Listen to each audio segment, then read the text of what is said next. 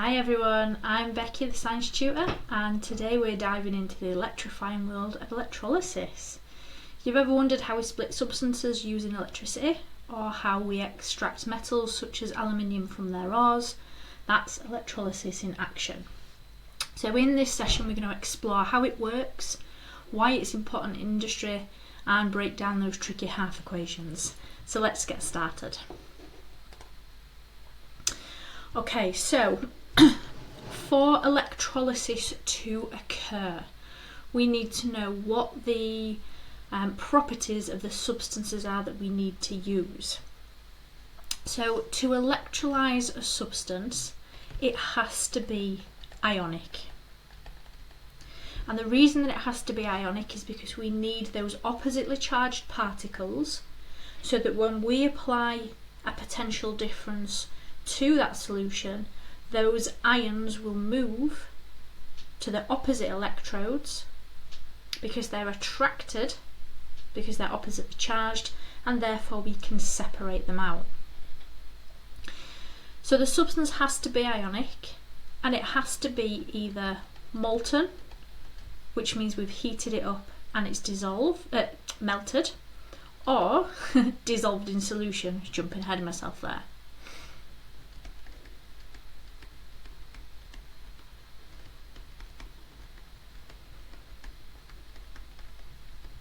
Okay, so molten, we heat it up, turns to a liquid, therefore freeing those ions. Those ions can then move, or we dissolve it in solution. We cannot electrolyse something that is solid because those ions are in a fixed position, and we need them to be able to move because we need them to travel to the opposite electrodes. Okay, so I'm going to go through a setup with you, but I just thought I'd show you this quick diagram to kind of just put everything together. So we've got our power supply, we've got our voltage, so we're creating that potential difference. Then we've got in this case we've got sodium chloride dissolved in solution, so probably just dissolved in water, and you can see that those ions will move to those opposite electrodes. So at the cathode we've got those sodium ions collecting, and at the anode we've got those chlorine ions collecting. So what we're going to do is we're going to break this down. We're going to have a look at the setup of electrolysis. We're going to have a look at what happens when we have a molten solution. We're going to focus particularly on extracting aluminium because there's a couple of tweaks to the method for extracting aluminium, and then finally we'll have a look at what happens when we've got something in solution. Okay, so the first thing we need to be able to do is to label up an electrolysis diagram. Okay, now I do this in a bit of a wappy way, but hopefully it will help it stick in your mind. So I always start out with the negative ion, and the reason I start with the negative ion, this is my thought process. The negative ion is an anion. And I start with that one because it just sticks in my head that anion is almost spelt like onion, and onions are not very nice. I actually don't mind onions, but it's that association. It's a starting point. Okay, so we've got anion, so the ending of the word is ion because it is one of those ions that is in solution. Now the negatively charged ions are going to be attracted to the positively charged electrode, and that electrode is called the anode, now ending in ODE because it is an electrode. So the anions will go over to the anode. On the reverse side of that then we've got the positively charged ions, and these are the cations. And again, my silly way of remembering this is that they are called cations because they are positive. I know, it's terrible, but if it helps it stick in your mind. So again, that is an ion, and that will travel to the oppositely charged, so their positive charge, it's going to go to the negative electrode. They're attracted over here, and these go to the cathode. So again, the same sort of naming process, but ODE on the end because it is an electrode. And then the substance that we are electrolyzing is called the electrolyte. So whether that is, whether that's your molten solution, oh goodness me, with myself again, whether that's your molten solution, your molten substance, or your substance dissolved in solution, its general term is the electrolyte. Okay, so let's have a look at the simplest form. So the simplest form is when we are separating molten substances, because all we have to worry about is what type of ion they will become and therefore which electrode they're going to go to. Because all we're doing with these substances is we heat them up, they become liquid, and therefore those ions can then move. So if we take the first one, for example, we've got sodium bromide, which is NaBr. And if we think back to what we know about ionic compounds and the rules of what charge ion they become, we can use that to help bring it forward and work out what's going to get formed where. So sodium is a metal.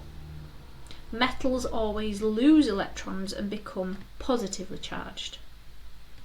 Bromine is a non-metal, and they always become negatively charged. Because your metals always lose their electrons, non-metals always gain.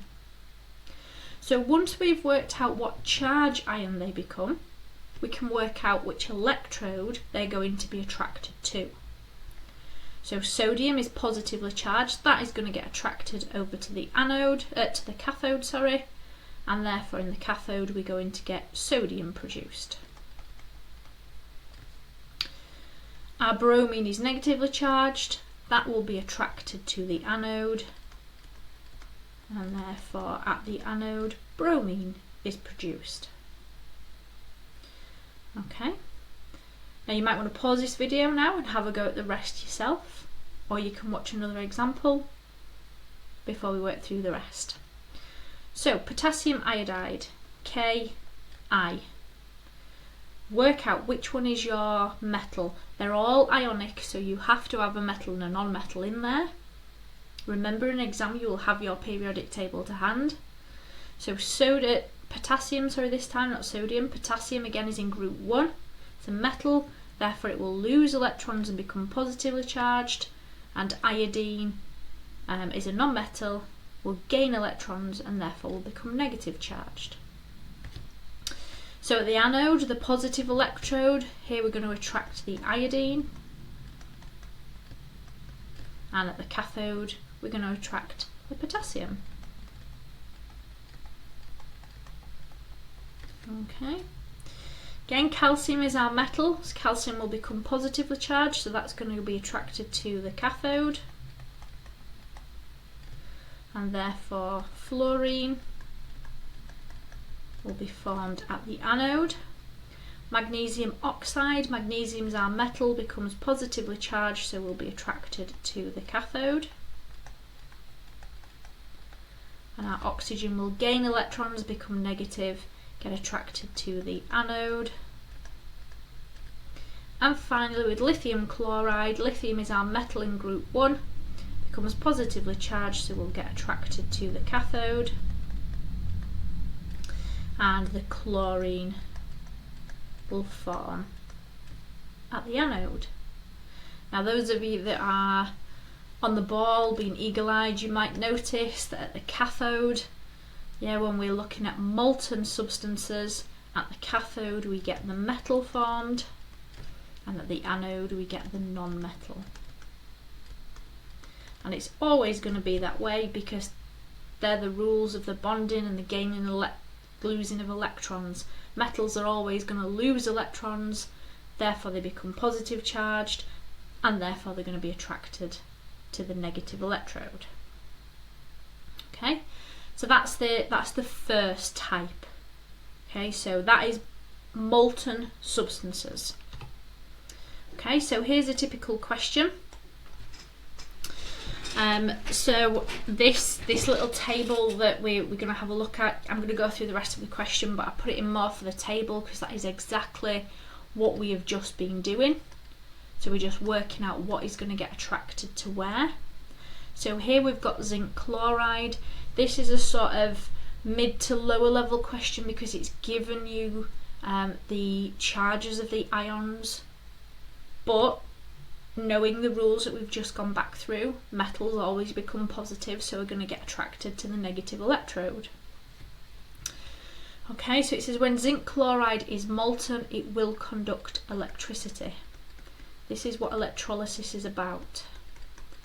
It's separating substances using electricity.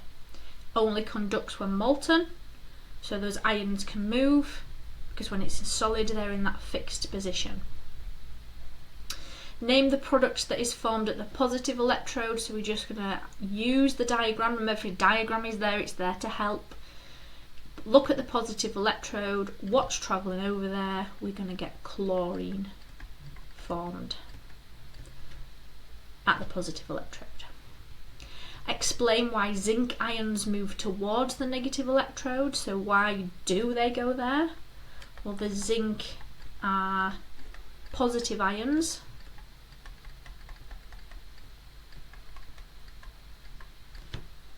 so are attracted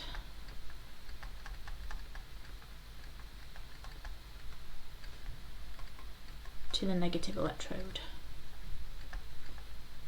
When we see a question like this, 2 marks, it wants ideas around that they're oppositely charged. So I've said they're positive ions and it's going to the negative electrode, so that's implying they are oppositely charged. Because they are oppositely charged, they attract. So you're all going to word it in slightly different ways, but they're the ideas around there, what we're looking for there, where the marks come from. That they're oppositely charged and therefore they attract. Then this little table is exactly what we've just been doing. So magnesium bromide, this is even easy because it's already got the magnesium in for us, but if not, think about it, magnesium becomes positive, bromine becomes negative, so bromine is going to form at the positive electrode. Okay, and potassium chloride, potassium is going to become positive, therefore that will form at the negative electrode.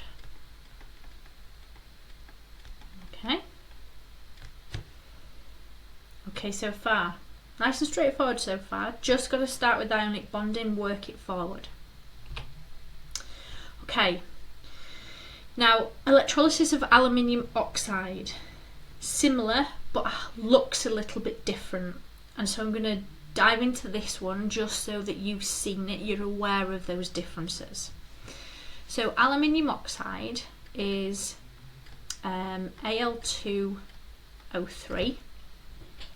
So that's obviously going to break down into aluminium that are going to be positively charged and oxygen that are negatively charged. Now there are a couple of differences here. So the first one, if we look at the anodes, there's 4 of them in there. And our cathode is kind of the outside of the container. Doesn't matter that it's not just 2 singular electrodes, as long as we've got 2 electrodes, some ions are going to be attracted to one, the others will be attracted to the other.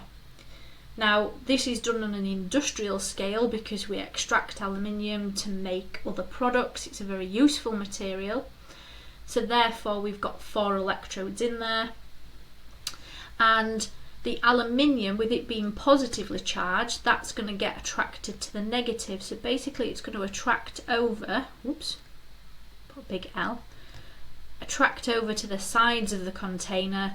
It picks up electrons, becomes back aluminium atoms, and then just kind of collects on the bottom of that, because it will obviously be a liquid, and so it just collects on the bottom, and you can see here the little tap, we can just then tap the aluminium off. So its setup looks a little bit different, but that is why.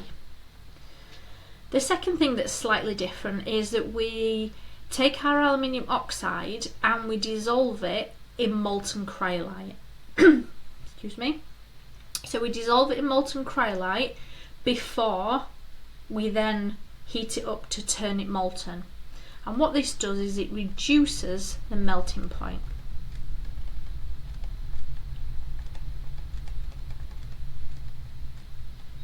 Now, I can't remember the exact numbers off the top of my head, but I know that it takes it from thousands of degrees down to hundreds of degrees. Now, electrolysis is already an expensive process because it uses electricity. So the fact that you've got to heat up your substance to make it molten before you then even use the electricity, yeah, it's just helping us to reduce the energy that we're using in that process. So we mix it with the molten cryolite, bring down that melting point, therefore we don't have to heat it up as high, we don't have to use as much energy before we then electrolyse it. Okay, and then the other thing that's slightly different is you'll notice here we're using carbon anodes, wherein the molten ones we're using metal electrodes. Now, if we think about these are positively charged, so these are going to attract the oxygen. Okay, so what happens, carbon electrodes are obviously made from carbon, they bond with oxygen. What actually happens at the carbon anodes is that carbon dioxide gas is formed. Now that is a gas that just escapes off into the surroundings, but eventually what it means is that those carbon anodes wear away. And so when we're carrying out electrolysis of aluminium oxide, we have to replace those carbon electrodes. Whereas if we just had a molten substance, and we were using metal electrodes, they don't need to be replaced as often. Okay, so you often get a question when it's talking about aluminium oxide, why do we need to replace the anodes? They're made of carbon, they react with the oxygen forming carbon dioxide that escapes, therefore wearing away those electrodes. Okay, hopefully that all makes sense. So here's a sort of more a mid-level question now. So I've increased the level of it slightly because what we're going to do here is we're going to dig a little deeper into why it is that the metal forms at the negative electrode. What is it that's actually going on when it's attracted to it? Okay, so you can see their little setup. You can see we've got we've got 3 positive electrodes again, and it tells us it's dissolved in molten cryolite. So it says, why can aluminium not be extracted by heating aluminium oxide with carbon? That's because of its reactivity. Okay, so aluminium is more reactive than carbon.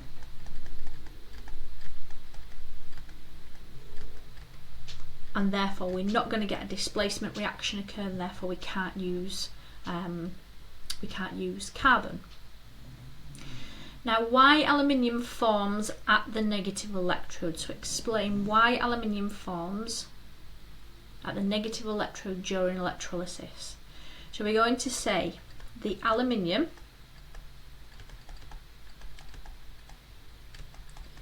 is, now again you could say that it's positively charged or it's oppositely charged.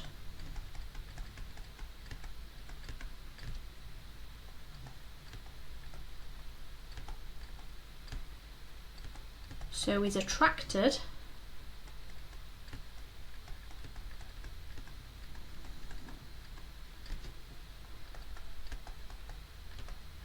to the negative electrode. Okay.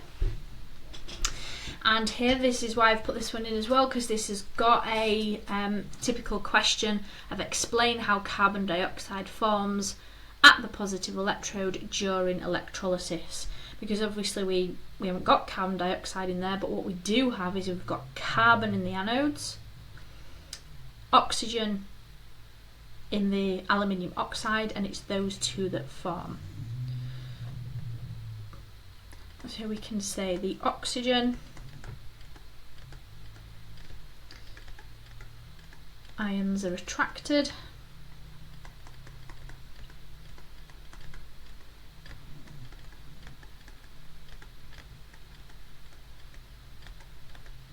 carbon anodes.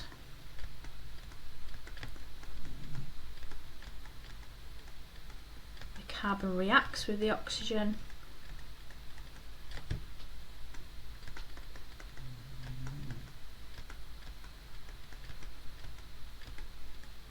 and forms carbon dioxide gas.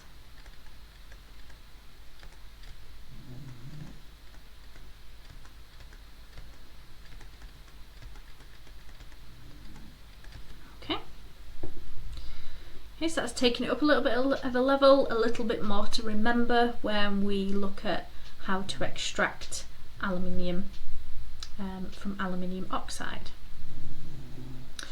Okay, and the final one then. So what happens when we electrolyse aqueous solutions?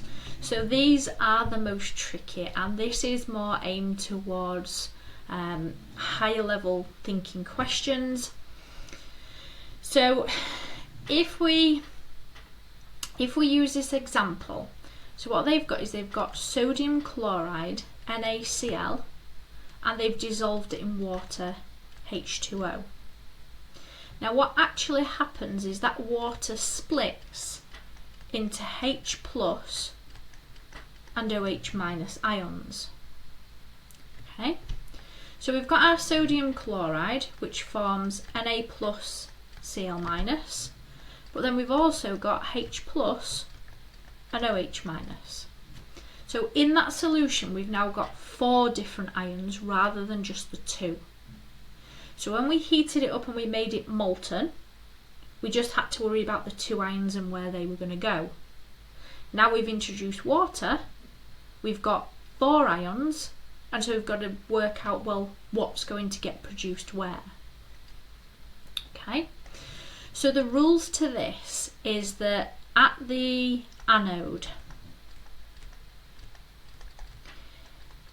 if a halogen, so if something that is in group 7, fluorine, chlorine, bromine, iodine, so if a halogen is present,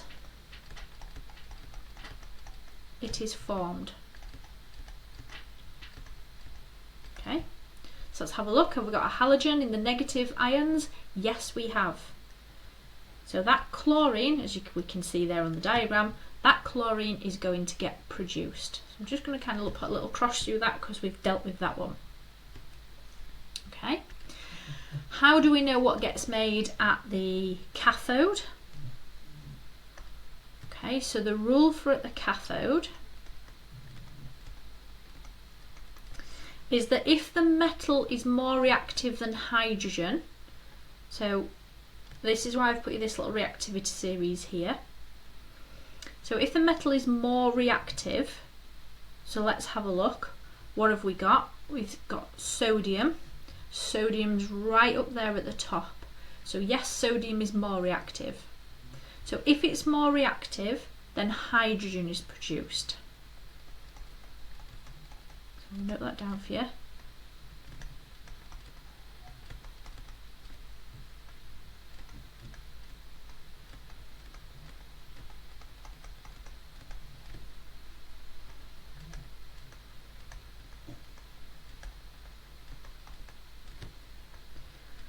Okay, so we can see on the diagram that it is hydrogen that's produced because it could have been sodium or it could have been hydrogen, but it's hydrogen that's produced, so we get rid of that one. So what we've got left over then, we've got sodium ions and we've got hydroxide ions. So in that solution we are going to have then left over sodium hydroxide. Okay, so left in that solution we're going to have Na plus and OH minus, so we get sodium hydroxide solution left over.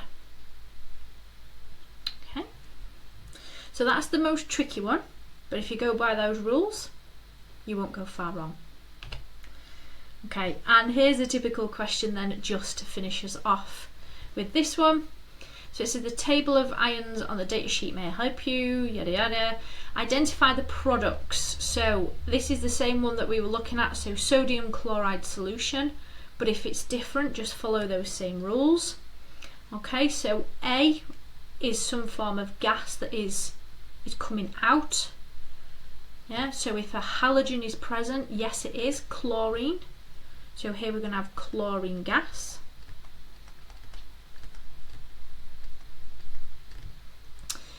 B is another gas. So what have we got? We've got sodium or hydrogen. Sodium is more reactive, so we're going to have hydrogen gas.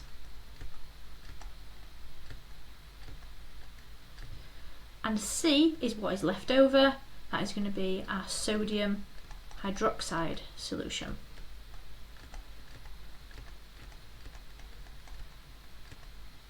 Okay.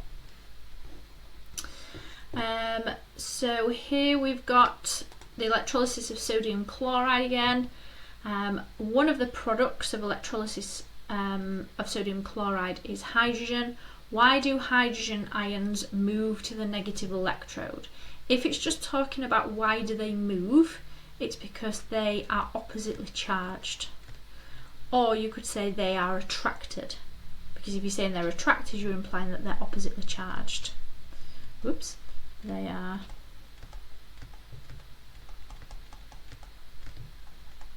oppositely charged. Okay, and how does a hydrogen ion change into a hydrogen atom? So remember it's H+, so it's asking, well, how does it go back to being a hydrogen atom with no charge? Well, it needs to gain an electron. It lost one initially, that's why it's H+, so it needs to gain an electron. So it gains an electron. Okay. Right then guys, as always, if you've got any questions or you need any further support, please do feel free to reach out, but I hope you found that helpful. I'll see you next time.